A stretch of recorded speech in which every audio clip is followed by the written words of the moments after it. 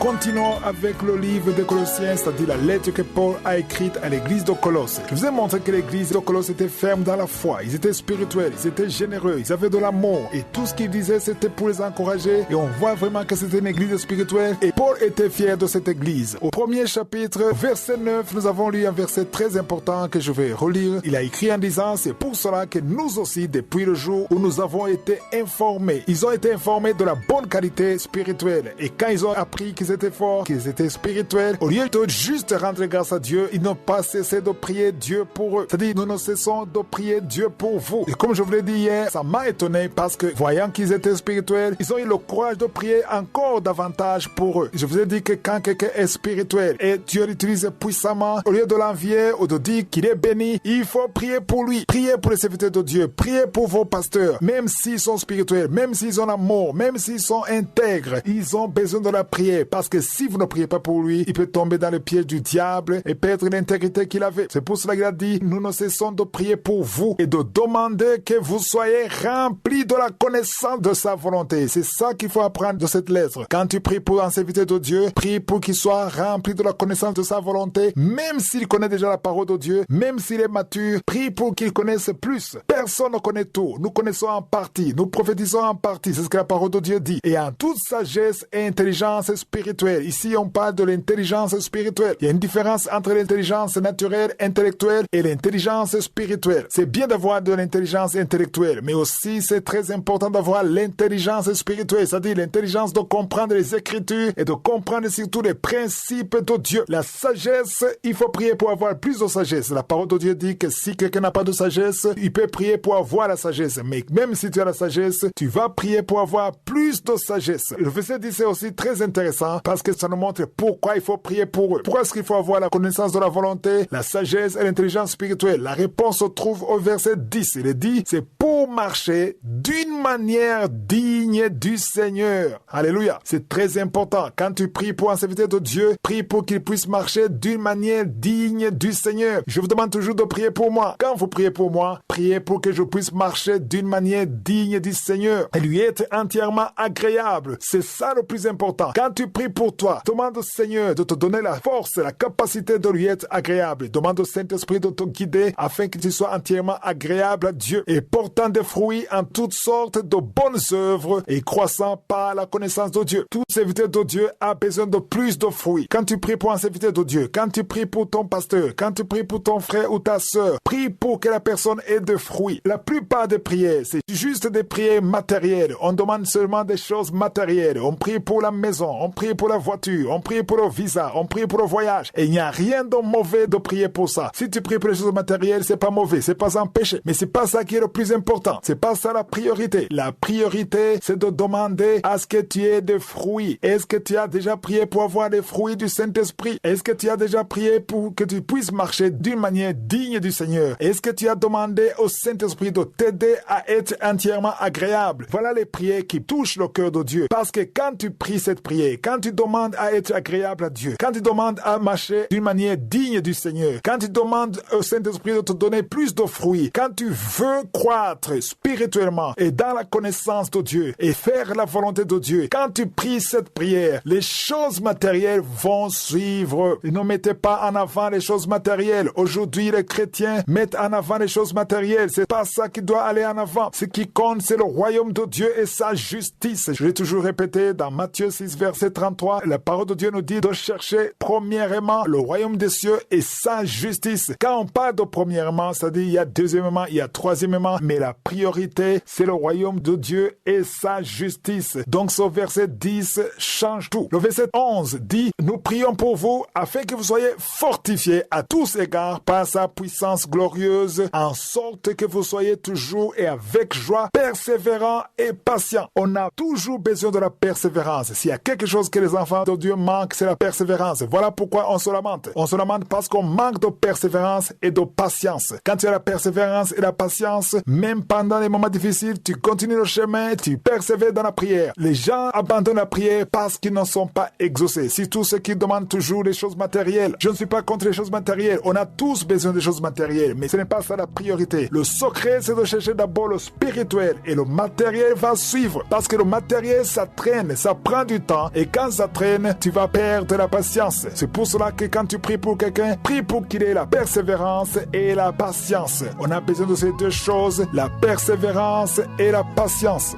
Si je suis le feu, demain je vais continuer. Passez une excellente journée.